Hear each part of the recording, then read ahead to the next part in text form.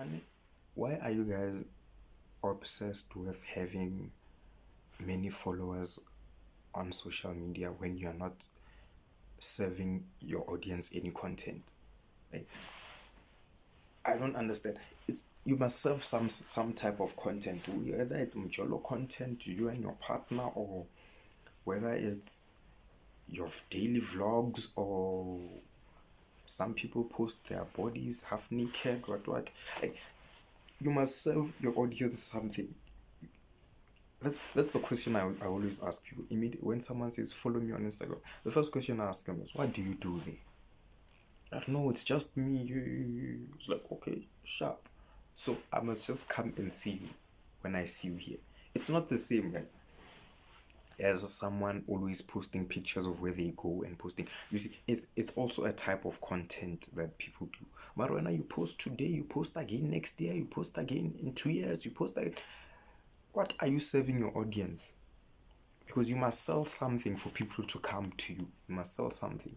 Well, like now, if I say please subscribe to my YouTube channel or please follow my TikTok account, I know there is something I'm selling there, and then if you like it, you follow it. But when? Because I want you to check it out. But then you can't just tell people and be obsessed with having an audience and serving it nothing. Because those people are gonna demand content. What are you going to give them? And there's some people who take our phones, touch your phone, I can follow. And then you ask yourself, man, now when you take your phone, I can follow. In my head, I just say, you'll come and engage. I get one hour. You do as you wish when I got rafunya. But that Mara, you must serve your audience content, guys. You must serve your audience. Do not just enjoy people watching you for no reason. As well a big brother, but big brother. You're not that house where people are just gonna sit and watch you. You must serve something.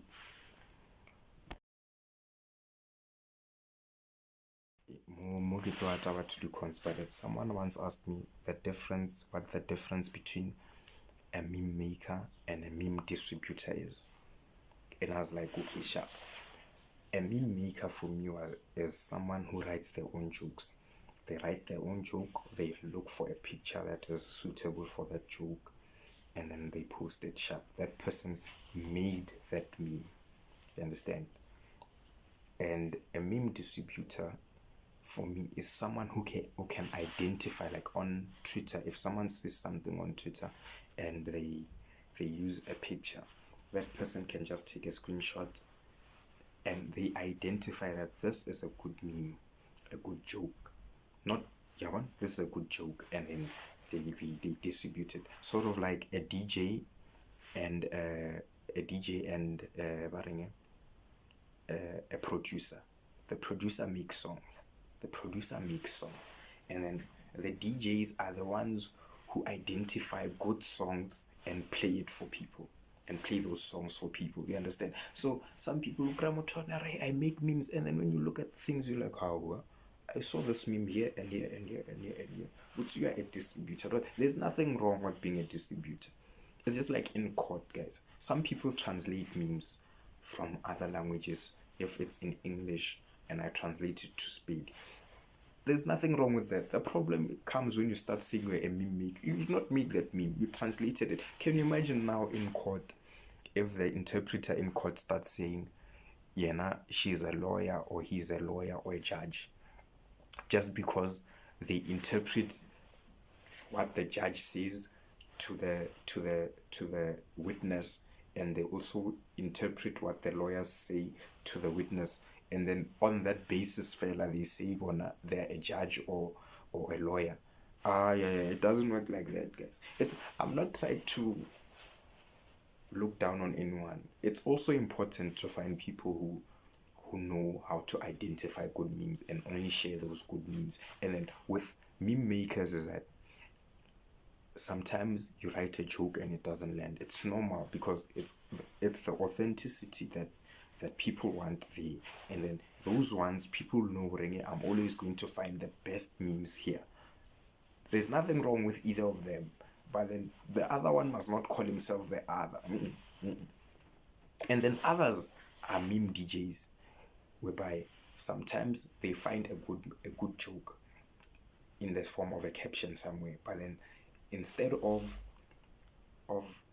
I meme remixers with words, and then they find another picture and use it for that. So that's the whole logistics. So hey, I hope you guys understand now. But then I didn't mean to offend anyone. Hey, don't come for me. Hey. Some of us are very good at taking advantage of the smallest detail in wedding. If I were to come to your house and ask for a piece job, one of those small jobs that people come and ask for in passing, you must be specific with me, because if I get there and say I want a piece job and you give me a spade or anything, I will do a piece of that job and demand my pay, because I said I want a piece job.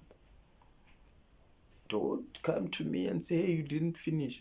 Who are you to dictate what piece or the size of the piece I do in that job? Because I did a piece. I did a piece. Let's agree that I did a piece first, and I was working, so that was a job. So I did a piece job. So I can go hey, I saw you hey, a piece job. I did a piece of the job. I'm not going to move. Have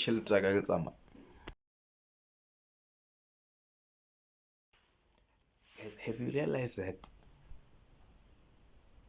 the names Shadrach, Meshach, and Abednego can be separated? I've never heard a pastor say Shadrach and them, or just Meshach and them, or Abednego and them.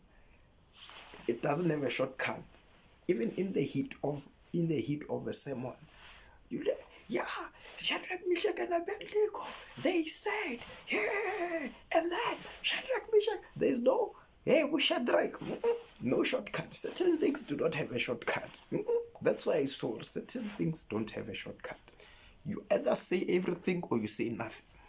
Yeah, and then Shadrach, Meshach, and Abednego. I'm yet to hear a pastor have a sermon about, or anyone in church say something about those three, and then they try to make a shortcut or mention just one of them, one of the three, or two of the three. It's always Shadrach. It's a convoy. They are a convoy. They are a train. They are a connected train. They are a connected train. You cannot have one without the others. There is no shortcut. It's Shadrach, Meshach, and Abednego or nothing.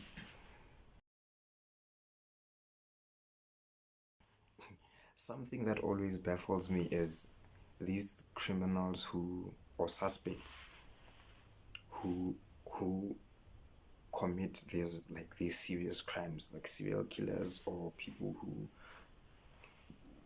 did heists and everything. You see, and then, or people who steal or one of these crimes, and then they did it to such an extent where, excuse me, they did it to such an extent where their faces were published everywhere, and we know them. And then when they get arrested and it's the day of their trial, when there's the media, they hide as if we don't know who they are. As don't these people tell them, or they hide under their hoodies or whatever, or masks or whatever. Don't you guys tell these people ever, but your face was everywhere. People know the type of person, your facial features and everything. They know if you were to walk around in public, people would be able to identify you. Mara, on the day of the trial, Mutu hey, I'm doing content on the day of the trial, Mutu why are you hiding? Because we know who you are. You don't have to hide me. The same way you were boldly doing those crimes, you must come out boldly and face your trial. Because no. I understand that. I think criminals get a certain high when, or a certain ego boost when they are the topic, and they are feared. You understand? So when their faces are posted everywhere and everything, there's an element of fear, but then there's also that element of ke nna boss no, ke ba tshwere ka di shit. So why ba tshwarwa no ba sanya go re ba bone, re nya go bona re ba ke sona skora sela se.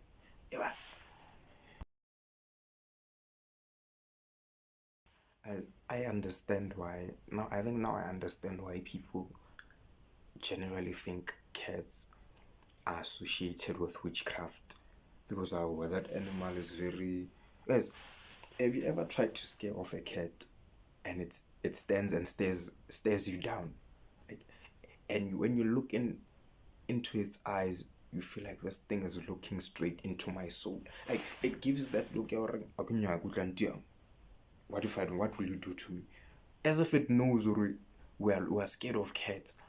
And you're then just standing there like throwing stones, throwing what, and it's just standing there staring at you as if to say, I've watched you, Maroid, or no kwabampolela, no kwabampolela, and now it's why does it have to? Guys, it must understand that we are not against it. We just want it to move because its presence disturbs our peace. And that's dead, guys. That's dead down there. When a cat stops and stares at you, you can feel, you even when you can feel the tension, or yay, and then why is it stopping? And then in the back of your mind, you're like, what if it's a person? What if it's a person? Because we have that thing now, apela this thing by shumisha. What if no, it's in kimoto, and then you move on. When you leave, it leaves, and you're like, hey man, what's wrong with this animal?